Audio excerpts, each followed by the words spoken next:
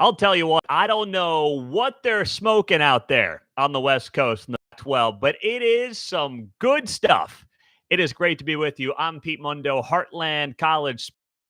Of course, how you find us as we talk everything Big 12, top to bottom, your go-to independent digital media outlet for everything Big 12. We are on YouTube live tonight. We will post this on Facebook, on the podcast. If you're on the podcast, hey, take 30 seconds out, leave that rating, review, subscribe. We'll get you hooked up with a free Heartland College Sports koozie when you send me a screenshot of your rating and review to Pete Mundo, M-U-N-D-O, at heartlandcollegesports.com. Can we talk about this crazy, ridiculous, bizarre report out of the Pac-12? John Canzano is a Pac-12 insider. Guy knows his Pac-12, but he also enjoys some good Big 12 propaganda. All right. So, and if you're on YouTube, hit that like button. All right. I see you guys hitting it already. Hit that like button on YouTube. That matters. I saw this report earlier in the week, and I almost fell off my chair laughing. I almost completely lost it. All right. He was reporting that the Pac-12 is going to expand. I wasn't laughing at that. That seems highly reasonable to think the Pac-12 is going to try to save itself and expand. It's not clear to me the Big Ten wants to literally put the nail in the coffin of the Pac-12, so they may back off for a little bit before trying to poach Oregon, Washington, Cal, Stanford, whoever. And part of this report noted that ESPN not being partners with the Big Ten is concerning to the Big Ten. They realize the machine that is ESPN, and they are concerned that not being partnered with ESPN, since their new TV deal is going to be NBC and CBS and Fox, they're concerned that could ultimately hurt them. So now they're like, do we go poach more Pac-12 teams to try to create basically a West Coast Big Ten and then pitch those games to ESPN? I don't even know if feasibly that could work based on the contracts, but that was the conversation that was being had. Then it turned to, well, okay, maybe the Big Ten's not going to do that. So if the Pac-12 expands, who are they going to expand with? And here's who John Canzano put on his list for Pac-12 expansion: San Diego State. Okay, that makes obvious sense. Heck, San Diego State has been a target possibly for the Big 12 if they go further west. Makes a lot of sense. All right, good TV market, new stadium. Like, it's a solid fit. SMU gives them a footprint in Texas, college football country, a lot of money, a lot of TVs in the Dallas-Fort Worth Metroplex. Yeah, also makes sense. UNLV, football program's been a joke, but, it's Las Vegas. It's now a pro town. It's a growing city. It's a top 40 TV market right now. Is it top 25 in a decade? Maybe. Then he lists Boise State. Also a natural fit. Fresno State. And then here's the part that's going to make you possibly laugh. He talks about Big 12 hunting. And he listed the odds of the Pac-12 rating the Big 12, not the other way around. The Pac-12 rating the Big 12, he listed that at 10-1 odds. And one athletic director said to John Canzano, anonymous AD, said Oklahoma State is at the top of my list. Try not to laugh. Try not to fall out of your chair right now as you're watching or listening to this. What was that Pac-12 athletic director smoking to think that he is going to ever find himself in a situation where Oklahoma State, one of the brands now in the Big 12 after OU and Texas leave, Oklahoma State is going to go to the Pac-12 for what? For what? It doesn't make an ounce of sense. So here's part of what Canzano writes about this. He says, there's the matter of Big 12 bylaws, potentially penalizes departing members to the tune of $76 million. But there's a tricky workaround there, he writes. The conference bylaws also allow for the Big 12 to be dissolved with only 8 votes. Texas and Oklahoma are already there. That leaves only 6 votes to get, and there would be no penalty. So if OU, Texas, and 6 other teams basically vote to dissolve the Big 12, that would happen. If the Pac-12 poached Oklahoma State, Baylor, Texas Tech, TCU, Kansas, and Kansas State, the Big 12 would disband. He adds, I don't think it's going to happen, in part because I don't believe ESPN wants to further disrupt the teetering ecosystem. Also, because I don't think the Pac-12 would necessarily want all those schools. Oh, now the Pac-12 is going to be picky. Okay, the Pac-12 is going to be picky. Please. Pac-12, you know what? If you're in the Big Sky, you might turn down the Pac-12 right now based on how, disastrous and unstable things are. I say that tongue-in-cheek, but you get the point. He adds, I'm throwing this out there because one Pac-12 AD told me he's in favor of chasing a number of current and future Big 12 teams versus adding a bunch of Mountain West Conference candidates that dilute the value of the Pac-12. And then he adds, Oklahoma State is at the top of my list. Tell me why the the Big 12. Tell me why the Big 12 that just brought in and is set with UCF and Cincinnati, right? And Houston and BYU. You've got 3 time zones here for the Big 12. You've got what is clearly going to be, as far as I can see, when it comes to basketball, the number 2 conference in America. When it comes to football, the number 3 conference in America. You're going to leave that and shake up, once again, the entire ecosystem of college athletics to go to the Pac-12. If Oklahoma State got an SEC invite tomorrow, they jump. I would understand it, and they should. Oklahoma State's going to leave the Big 12 for the freaking Pac-12. I don't know where this guy gets this stuff. I like, it's almost like it's just being made up out of thin air, or some Pac-12 AD after 7 gin and tonics is like, yeah, we're going to go get the what are they? The cows something? The Oklahoma cows? The Oklahoma Sooners? No, the other one. The Oklahoma State Cowboys. Yeah, those guys with the head coach who screams that he's a man and he's 40. Yeah, we want them. Where do you come up with this stuff? How do you make this stuff up if you're John Canzano? I'm just going to go through some of your comments here on YouTube Live. Mike writes, I think Canzano makes up his quotes. Oh, gosh. Zach writes, I don't understand how the Pac-12 can be this delusional. I don't know either. And it just takes one guy to be delusional, one guy who's ticked off at the Big 12, and he somehow thinks he's got the gall, he's got the pull, he's got the power to somehow pull 6 Big 12 teams out of that conference to go to the Pac-12, where they're set to make less money, they care less about football, and makes travel more difficult for these Big 12 schools. Why would they do that? Oh, boy. If you're Oklahoma State, you're dying to make a road trip out to Oregon State. Oh, you are just, boy, that sounds good, right? Come on, spare me. Spare me, please. Tyler writes, number 2 in basketball, every metric has had the Big 12 as number 1 the last few years. Who would be better? Fair question. Very fair question. But after realignment, Oklahoma, solid program. Texas on the upswing, solid program under Chris Beard. We know that. But here's the big thing. Yes, you still have your anchors in Kansas and Baylor.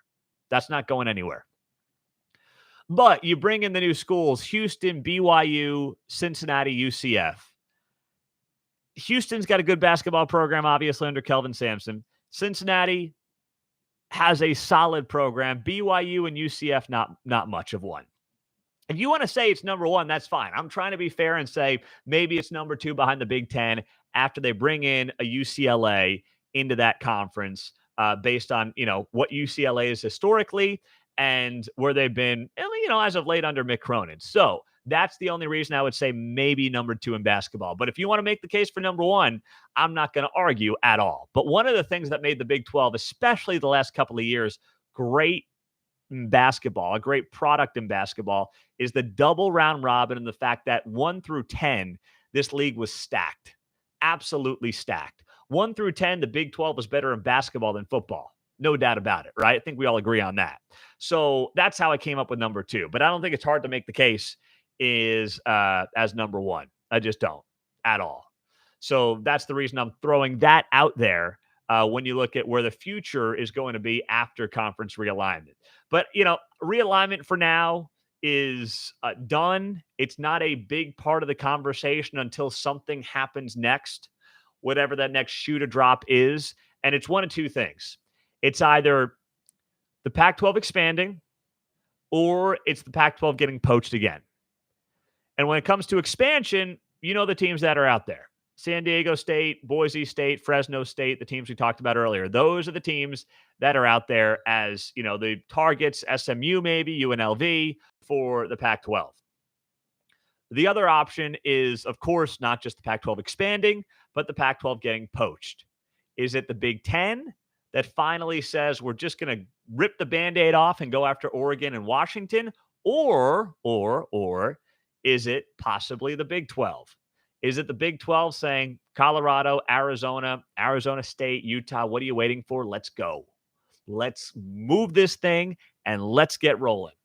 Which one is it? What happens first? I don't have the answer. I'm just throwing it out there that those are the ways it could go down.